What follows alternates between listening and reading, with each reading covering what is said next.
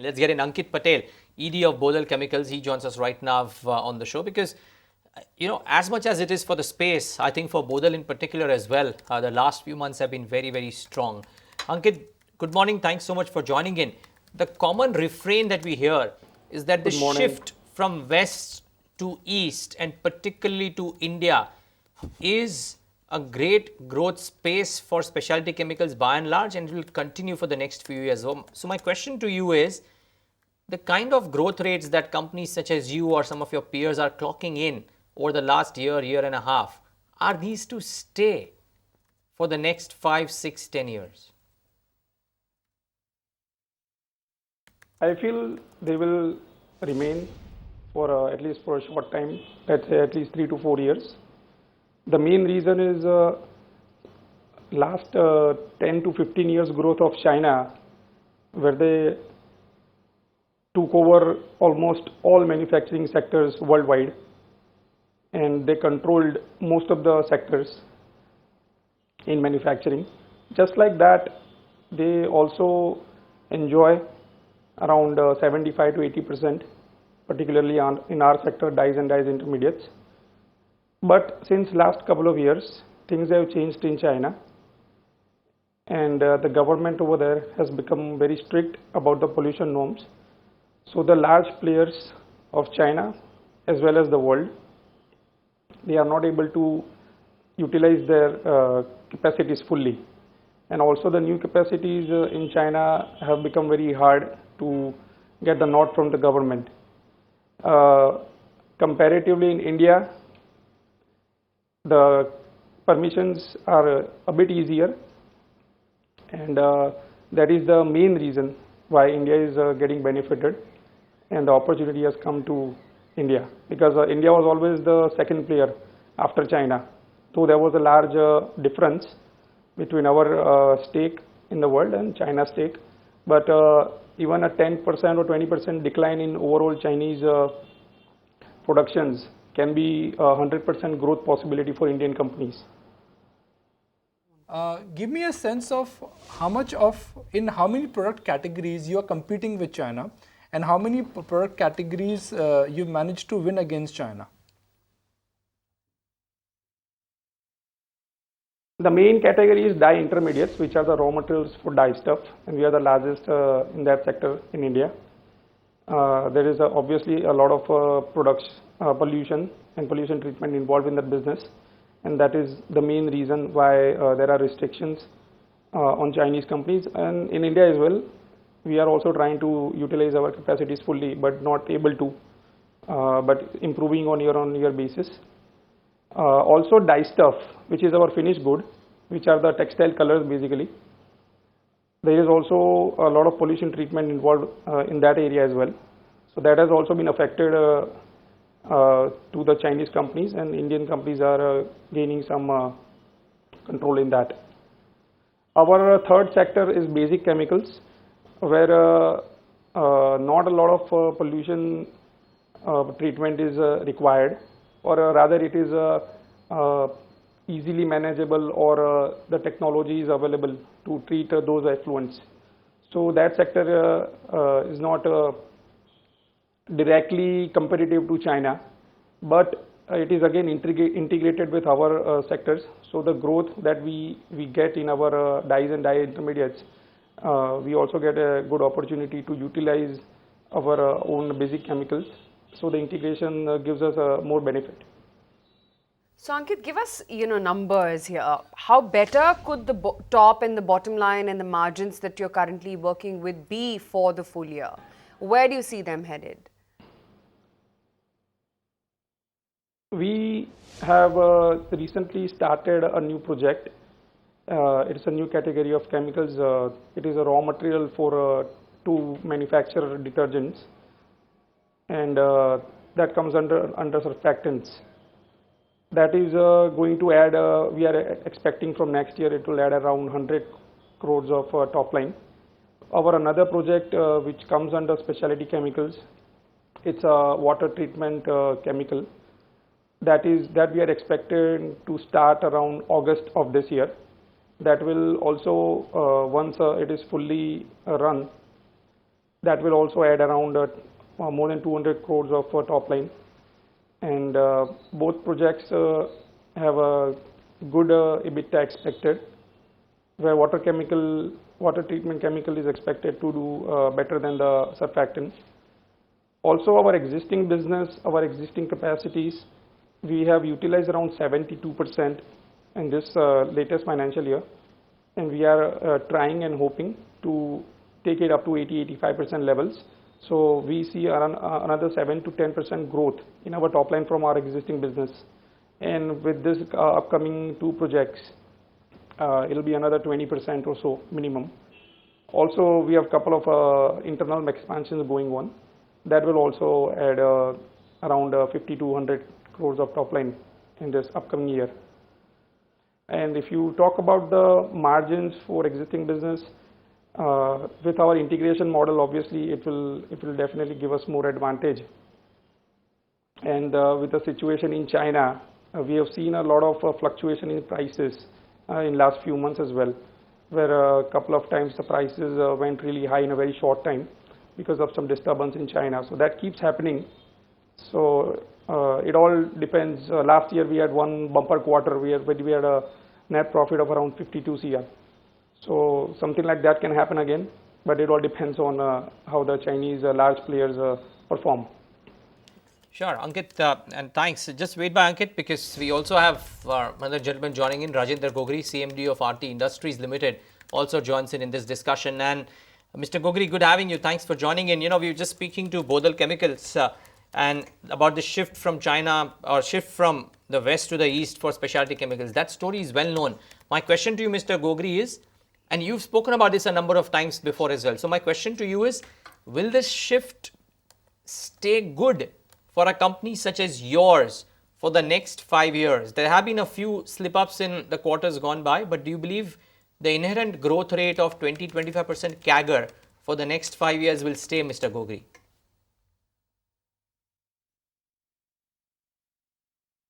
That, you know, all the Western multinationals for their expansions, they are looking at sourcing mainly from India and China, and they've been, you know, more focused on China for like more than 10-15 years. But last 3-4 years, you know, they want to diversify and increase their market share from their procurement from India. So inherently, all the Indian industry has a good chance, and we are expanding in our various product lines, nitrochlorobenzenes, chlorobenzenes, nitrotoluenes, and the downstream. So we are very confident, you know, that we'll be able to maintain the growth momentum which we have for last 2 years. Rajendra, the point what we are discussing right now is that has the Indian specialty chemical industry got rebooted? For many decades, the Indian chemical industry has competed head-on with China. But now that there are environmental concerns, there have been capacity shutdowns, is the Indian specialty chemical industry really gaining? Yeah, definitely. You know, there are two factors. One is on the demand side, multinational is preferring more towards India, and second is on the margin side. Previously, China, because of the environmental costs were relatively less, that has increased, and there are more controls. So margins also are expanding. So both combining factor of higher margins and higher demand is going to give a boost both on top line and operating profit for Indian specialty chemical. Mr. Gogri, a lot is being pegged on how the monsoon is going to be correlated with the success of the specialty chemical industry as well. Tell us a little bit more about, you know, the internal projections that you may be working with. If indeed the monsoon is going to be normal and at time, how beneficiary would it be for the industry per se, and names like RT Industries in particular?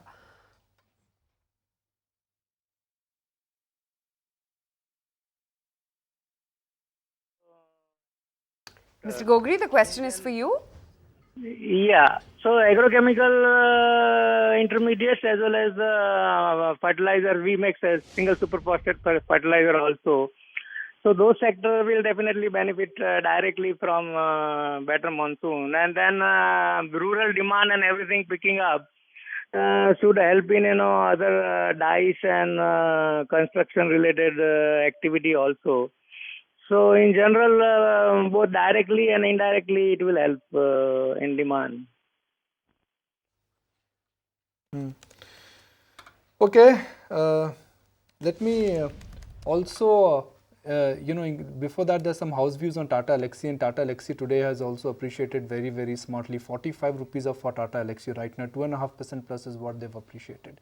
Now, we are staying with specialty chemical, and what we're trying to decode right now is that now that the dynamics have changed, a lot of capacities in China, they've got shut. Local demand seems to be making a comeback. How will the fortunes of the Indian specialty chemical industry change? Now, it's not a homogeneous basket. Every company has a different different proposition, different product, and different economies of scale.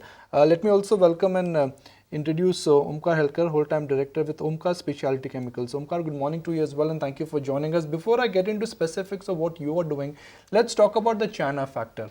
I mean, are you also experiencing that China, which has been the biggest competition for the specialty industry, that fear now has subsided meaningfully? No, not really. We are not at all afraid about the China factor. In fact, there are instances where we are exporting our material to China. It all depends upon your processes, your process chemistry, your technical expertise, and many more things actually. So China is really not a threat for us.